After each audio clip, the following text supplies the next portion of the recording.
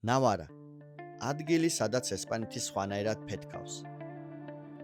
აქ პირენეები არაუბრალოდ მთები, არამედ საზღვარი, გზა და თავშესაფარიცაა. ერთ მხარეს ატლანტიკური ნესტი და მწვანეველები, მეორე მხარეს კი მშრალი მიწა.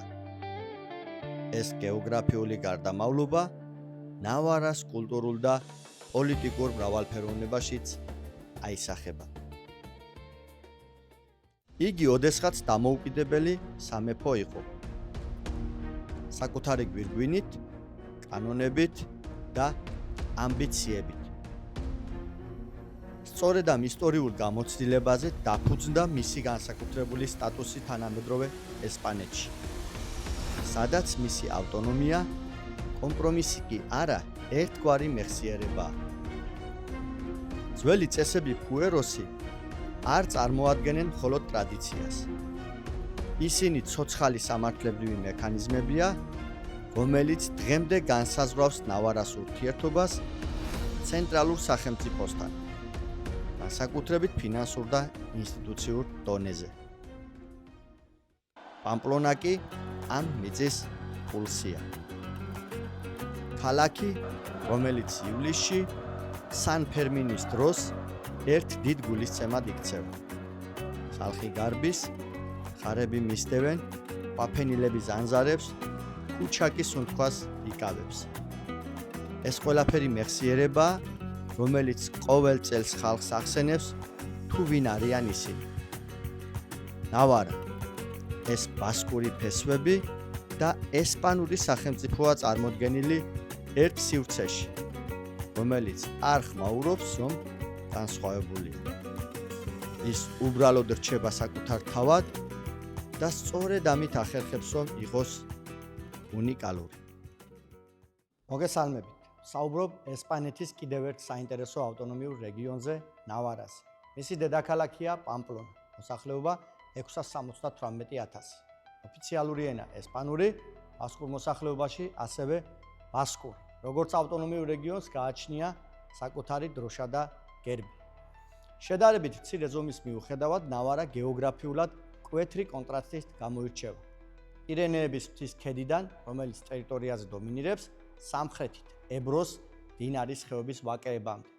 ნავარაში ყველაზე მაღალი წერტილია მესა დე ლოს ტრეს რეისე, რომლის სიმაღლეა 2428 მეტრი. ნავარას ტერიტორია დასახლებული იყო ჯერ კიდევ პრეისტორიულ ხანაში. თუმცა ისტორიულ წყაროებში იგი ჩნდება მკაფიოდ რომაული ეპოქიდან. რომაელებმა აქ შექმნეს ქალაქები, გზები და მთელი ადმინისტრაციული სტრუქტურა, მაგრამ ადგილობრივი მოსახლეობის ძლიერი თვითმყოფადობა არასოდეს გაუქმებულა და არ წაშლიდა. მე-9 საუკუნეში შეიქმნა ნავარას სამეფო, რომელიც შუა საუკუნეებში პირენეების ერთ-ერთ ყველაზე მნიშვნელოვან ძალად იქცა. სამეფოს ჰყავდა საკუთარი მეფეები, ჰქონდა კანონები და ინსტიტუტები. ნავარა იყო ქრისტიანული და მუსლიმური სამყაროს საზღვარზე მდგომი მიწა, რაც მის პოლიტიკასა და კულტურას განსაკუთრებულ მოქნილობას სცემდა. შუა საუკუნეებში ნავარამ აქტიური როლი ითამაშა პილიგრიმობის გზებზე, განსაკუთრებით სანტიაგო დე კომპოსტელასაკენ მიმავალ გზაზე. 1512 წელს ნავარას სამხრეთი ნაწილი კასტილიის მიერ იქნა დაპყრობილი, თუმცა რეგიონმა შეინარჩუნა საკუთარი ისტორიული უფლებები, ეგრეთ წოდებული ფუეროსი. სწორედ ეს ფუეროსები გახდა ნავარას განსაკუთრებული სტატუსის საფუძველი მომდევნო საუკუნეების მანძილზე. მე-9 საუკუნეში ესპანეთის ცენტრალიზაციის მიუხედავად, ნავარამ ნაწილობრივ შეინარჩუნა ფინანსური და ადმინისტრაციული თვითმყოფადობა. საბოლოოდ 1982 წელს შეიქმნა ნავარას ფორალური თანამეგობრობა, რომელიც დღეს ავტონომიურობის თვალსაზრისით ესპანეთის ერთ-ერთ ყველაზე ავტონომიურ რეგიონს წარმოადგენს საკუთარი საგადასახადო სისტემითა და ინსტიტუციური თვითმმართველობით. ნავარას ფორალური ავტონომია ნიშნავს, რომ მისი სტატუსი არ გამომდინარეობს მხოლოდ და მხოლოდ 1978 წლის ესპანეთის კონსტიტუციიდან, არამედ იგი ასევე ეფუძნება ფუეროს და მას გააჩნია ისტორიულ სამართლებრივი უწყვეტობა. ამდენად იგი არა დათმობაზე, არამედ ისტორიულ უფლებებზე დგას და ავტონომია კი არა სამართლებრივი მემკვიდრეობაა. რაც შეეხება თავისუფლ ფუეროს, იგი იყო შუა საუკუნეების სამართლებრივი წესების პრივილეგიებისა და თვითმმართველობის უფლებების ერთგვარი კრებული, რომელსაც მეფე ან თავადობა კონკრეტულ ტერიტორიას ან ქალაქს ანიჭებდა. ნავარას შემთხვევაში ეს ნიშნავდა საკუთარი სამართლებრივი წესრიგის არსებობას, ადგილობრივი ინსტიტუტების შენარჩუნებას, გადასახადებისა და ადმინისტრაციის ნაწილობრივ კონტროლს.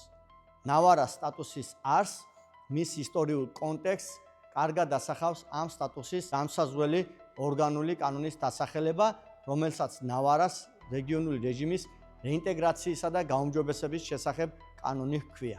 ნავარას როგორც ავტონომიურ რეგიონს ბუნებრივია გააჩნია ხელისუფლების საკუთარი ორგანოები. ნავარას წარმომადგენლობითი ორგანოა და მის საკანონმდებლო ხელისუფლებას ახორციელებს ნავარას პარლამენტი. თავისუფლად იგი შედგება საყოველთაო თავისუფალი და პირდაპირი არჩევნების საფუძველზე 4 წლის ვადით არჩეული 50 წევრისაგან. მთელი ნავარა წარმოადგენს ერთიან საარჩევნო ოლქს. პარლამენტის ასარჩევად გამოიყენება პროპორციული საარჩევნო სისტემა 3%-იანი ბარიერი და დახურული პარტიული სიები, ხოლო მიღებული ხმების მანდატებში ასახვისას გამოიყენება, ანუ მანდატების განაწილება ხდება ეგრეთ წოდებული დონტის მეთოდის მიხედვით. ეს კი უზრუნველყოფს, რომ პარლამენტში წარმოდგენილი იყოს როგორც მსხვილი, ასევე საშუალო პოლიტიკური ძალები, რაც ნავარას მრავალფეროვან პოლიტიკურ ლანდშაფტს ასახავს. ნავარას აღმასრულებელი ხელისუფლების ორგანოა ნავარას მთავრობა, რომელსაც ხელმძღვანელობს პრეზიდენტი. პრეზიდენტს ირჩევს ნავარას პარლამენტი. მის ასარჩევად საჭიროა ხმათა სრული შემადგენლობის უმრავლესობა, ანუ არანაკლებ 26 ხმა, ხოლო თუ კანდიდატმა ხმების საკმარისი რაოდენობა ვერ მიიღო, იმართება მეორე კენჭისყრა, რომელშიც უკვე პრეზიდენტის ასარჩევად საკმარისია უბრალო უმრავლესობა. ფორმალურად არჩეულ პრეზიდენტს, როგორც სხვა ავტონომიების შემთხვევაში, ნიშნავს ესპანეთის მეფე. პრეზიდენტი ნიშნავს თავისუფლ მთავრობის წევრებს, ასევე განსაზღვრავს სამინისტროების სტრუქტურას და აყალიბებს კოალიციურ ან ერთპარტიულ მთავრობას პოლიტიკური მოცემულობის მიხედვით. ნავარას მთავრობა პასუხისმგებელია პარლამენტის წინაშე. ნავარა 272 მუნიციპალიტეტისაგან შედგება. მოსახლეობის დაახლოებით 1/3 დედაქალაქ პამპლონაში ცხოვრობს, ხოლო მოსახლეობის ნახევარზე მეტი დედაქალაქის მეტროპოლიის არეალშია წარმოდგენილი. რეგიონში სხვა დიდი მუნიციპალიტეტები პრაქტიკულად არ არსებობს. გემშვიდობებით, დროებით.